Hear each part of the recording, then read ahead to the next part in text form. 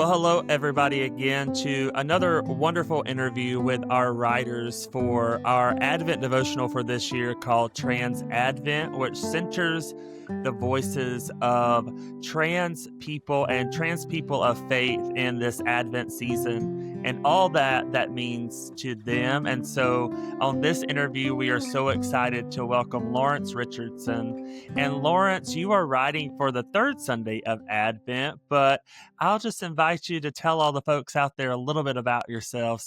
But thank you for doing this, and it's so great to meet you and to read your work and all those things. But yeah, whatever you want to tell the folk out there.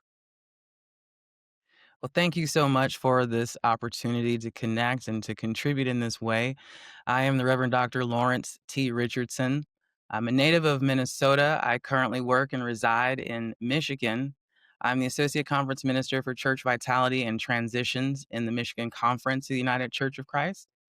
I also serve in a number of ways in the wider church. My passion is advocacy for the least of those among us, although some of that might now be translated into what I think of as the greatest of those among us, because right now, trans folks are specifically experiencing an onslaught of violence and legislation that is anti trans in nature. And so I would like to reposition that statement to say, instead of being here to advocate for the least of those among us, that I'm here to advocate for the greatest of those among us, specifically our trans and non binary siblings and kinfolk. It's an honor to do the work that I do, but I think of myself more as a vessel through which God, peace, love, and joy can work through me and the tools that I have at my disposal to advocate and to be a presence of goodness and hope and possibility in the world. Awesome. Well, thank you again for joining us. And you know, you are writing for the third Sunday of Advent, and so I do wonder kind of all the things that are coming up for you in that writing, and what does Advent mean to you, especially, in a time such as this? For me, Advent has always been a season of hope and expectation, the expectation for good to overcome evil, the expectation that those of us who are advocating for a more just and equitable world will see those dreams come to fruition. And when I think about the piece that I got to write for this series, a lot that came up for me was just feelings of excitement, but also privilege to be contributing hope and a resource that might inspire hope for trans folks.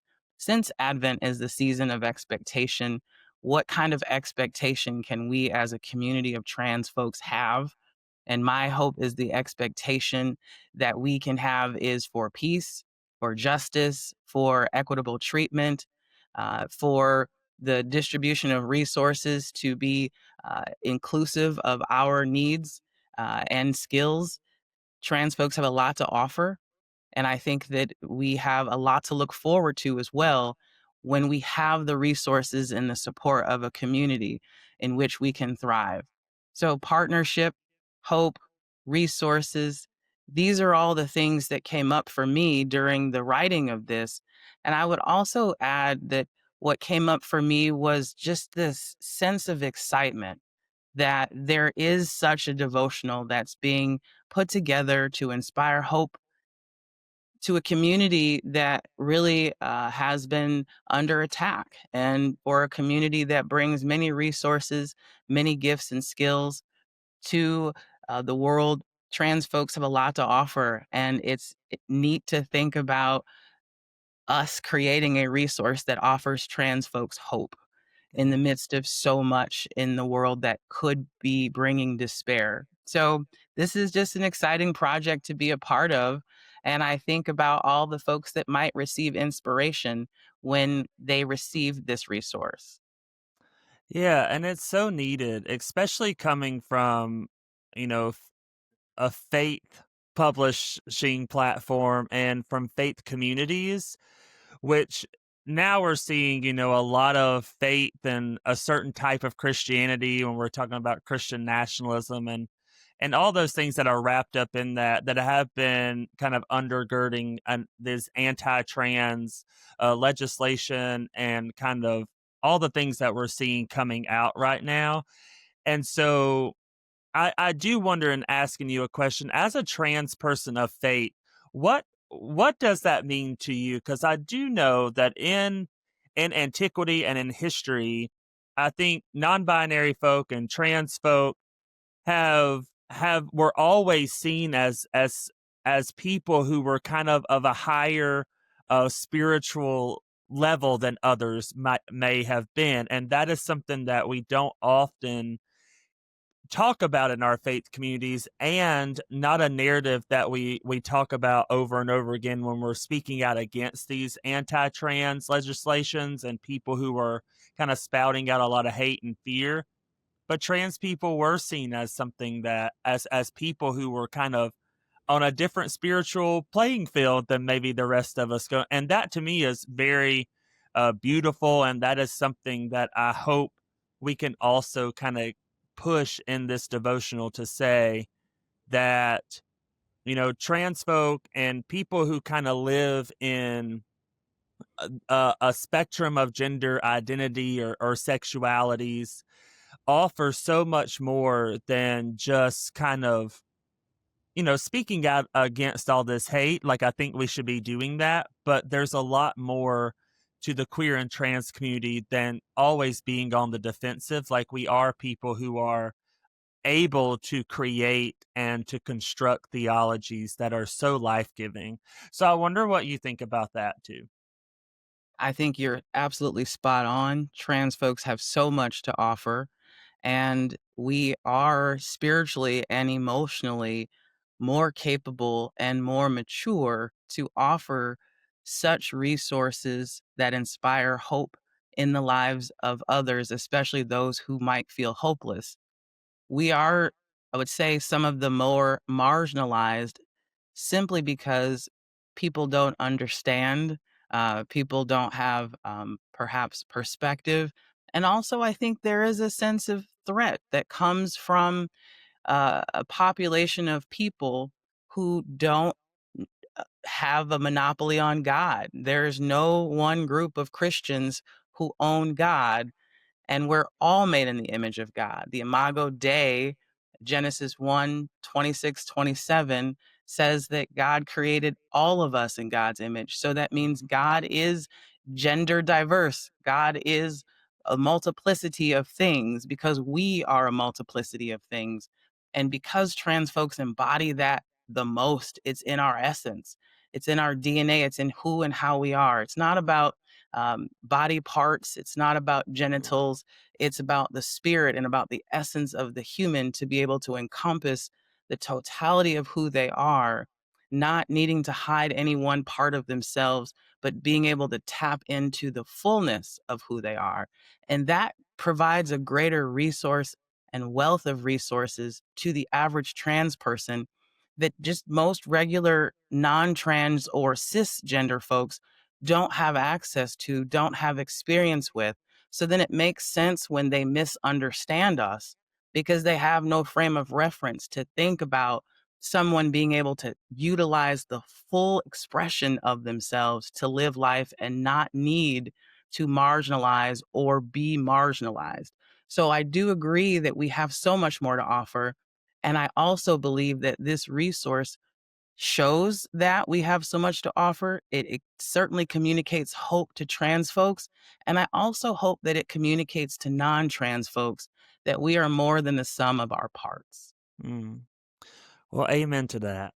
And I do know that a lot of trans people out there, I can't imagine kind of how it impacts our trans siblings when it comes to a lot of the things we're hearing coming out of our government and the anti-trans legislation and just the consistent hate that's coming out. And so I've been asking our writers to kind of give a word out there to the trans community and our trans siblings. So I wonder what you would say to the trans community right now. The anti-trans legislation, the attacks on trans people are fueled certainly by ignorance and hate, and we are not the people that they're talking about. We are not Mm, evil, we're not an abomination, we're not people playing pretend in order to, um, harm folks. There are images out there of what I think of as cisgender men wearing really terrible wigs and going into bathrooms to prey on children. That's not what it means to be trans. mm, That is what it means to be a predator. We are not predators simply because we are gender diverse. So I mm, think being able to stand up and say there is a difference between predatory behavior and the expression of gender. And so when we think about who we are, it's great to talk about what we're not, who we're not, what we're not like, but let's also communicate who we are, what we're like, what we stand for, what we believe in, because I think that will help cast an even bigger shadow so that people can see our light and they can stop thinking about the worst, most predatory type of individual out there and associating that with trans, because that's not what it means to be trans. If we can shine our lights, share more about who we are, be active and visible, not just advocating for human rights, but advocating to be human, to take up mm. space, to make art and music and love and joy in the world. And when they see our light, they can't mistake it for anything other than what it is. Yeah. Well, Lawrence, this has been wonderful, and I see your light, and I'm so grateful that you have joined this devotional and to write for us and to create that hope and to create that resource that, Unbound is one of those places where um, they say it's very edgy, but for me, it is a necessity to center the voices that are have been in many ways when it comes to faith communities have been attempted to silence. And so I am so grateful that you, along with all the other writers of this wonderful devotional, have said yes, and that you are shining your light during this time of Advent. And so I am very grateful to you and for this time that we had together. Thank you so much for this opportunity. I truly enjoyed sitting down with you today, and I wish you the very best.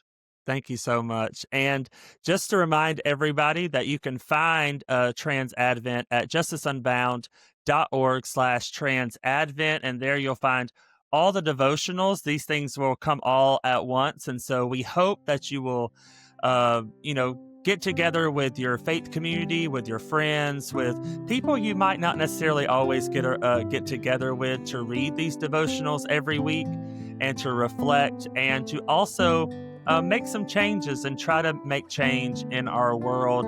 These videos and these interviews will be attached to all of the devotionals as well. And you can also find them on our YouTube channel. You just search Justice Unbound on there and you will find it. And so, again, we will see you again with another wonderful interview with our writers of Trans Advent.